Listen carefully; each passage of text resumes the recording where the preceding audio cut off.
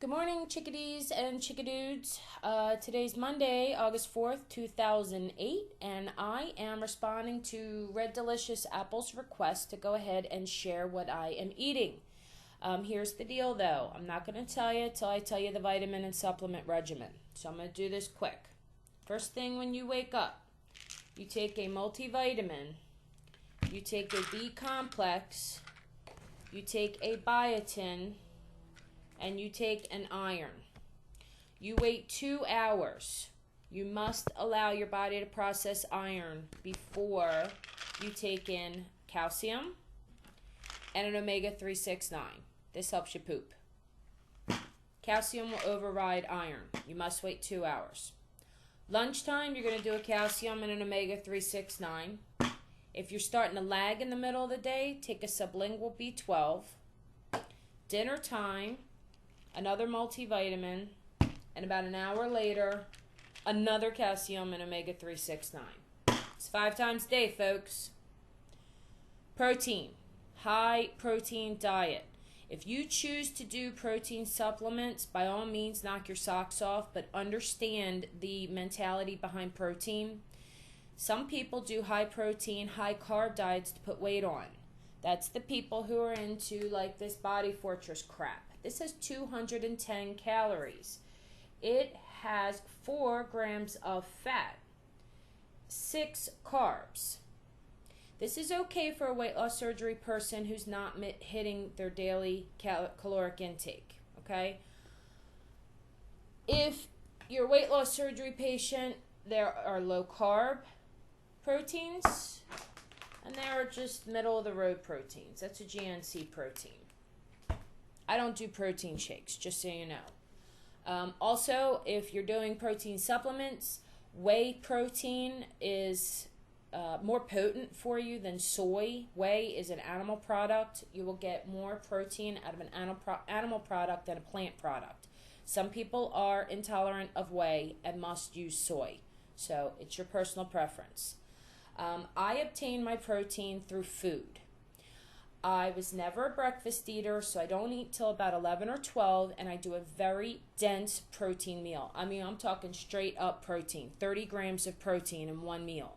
I will do either chicken, I will do tuna fish, I will do ground beef, or I will do shrimp. For afternoon snack, I probably 99% of the time have cheese. I have all different kinds of cheese, string cheese, American cheese, provolone cheese, but I usually do cheese. About 5 or 6 o'clock, I'm ready for a nice warm meal. So I'll either do the chicken or the ground beef at dinner time. And then nighttime is where I can get my carb addiction kicks in. That's when I can get into pretzels. So I have to be careful. Usually at night I'll snack on cashews or sunflower seeds. I may have a tablespoon of peanut butter. On occasion I'll have cantaloupe or watermelon, but that's very rare. I may have cheese again, and of course my Murray's sugar-free cookies. I do not encourage this diet for non-weight loss surgery people, but you're grown-ups and you're not going to die if you eat this, obviously, because I survive on it. I just really need you all to pay attention to the vitamins and supplements if that's the route you go, because you will become deficient if you do a high-protein meal. Also, understand that the high-protein diet, and I hate that word diet. This is a lifestyle. This is the rest of my life. It's not a diet. But the reason that is encouraged for weight loss surgery people is because your body goes into ketosis. As soon as you come out of surgery, you're in ketosis. That's starvation mode. Your body thinks it's in starvation mode. It is easier for the body to burn the glycogen in fat, which is short-term energy reserves, than it is to go after the long-term energy reserves, which is in your fat cells. So if you're in ketosis and you allow your body to go after the muscle, you're not going to burn any fat. So you've got to go high protein to tell your body, don't touch the muscles, burn the fat cells, please. You'll also notice on bodybuilders or weightlifters when they're trying to put weight on, like this Body Fortress, this is what they use. Now, why would I use something that somebody trying to put weight on?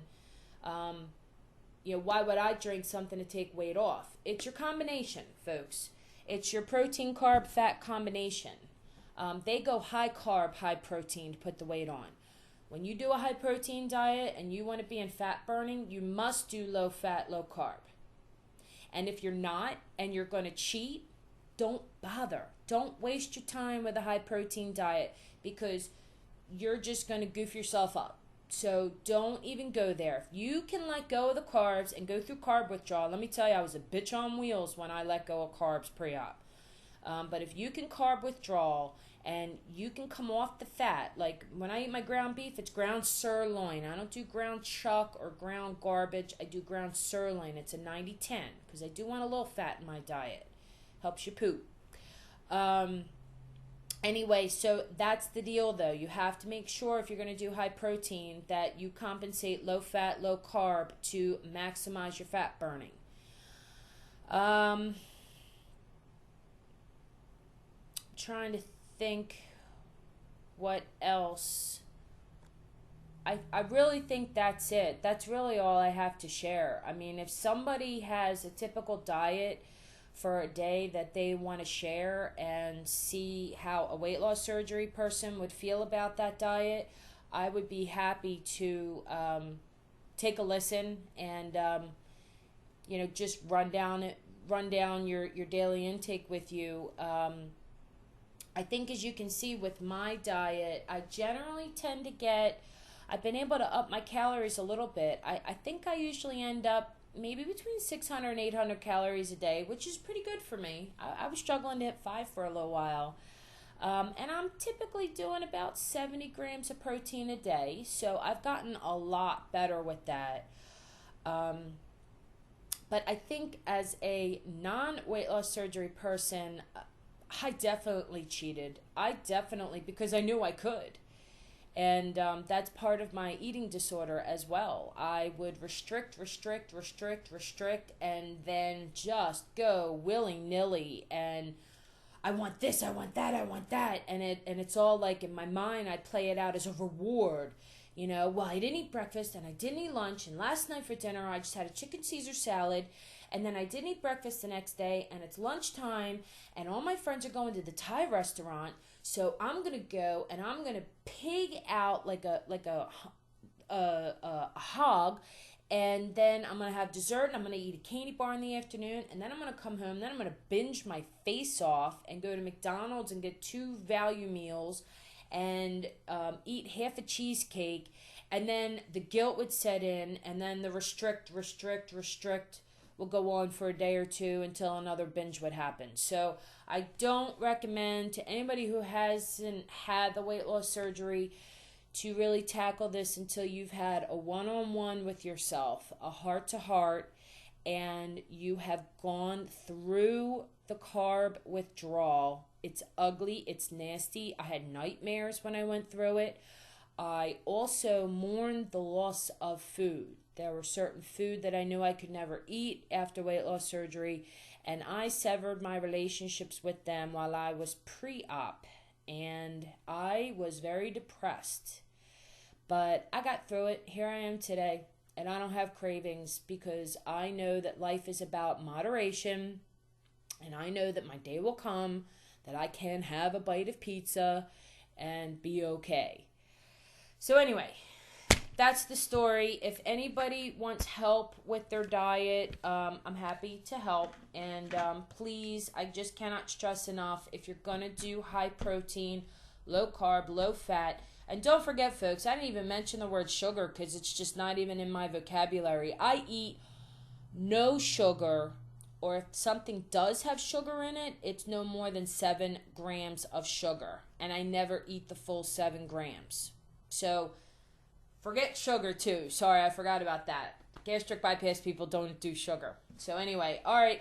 Good luck, everybody. I did my mile walk this morning plus my 15 minutes of abs. I feel good. I'll catch you all on the flip side.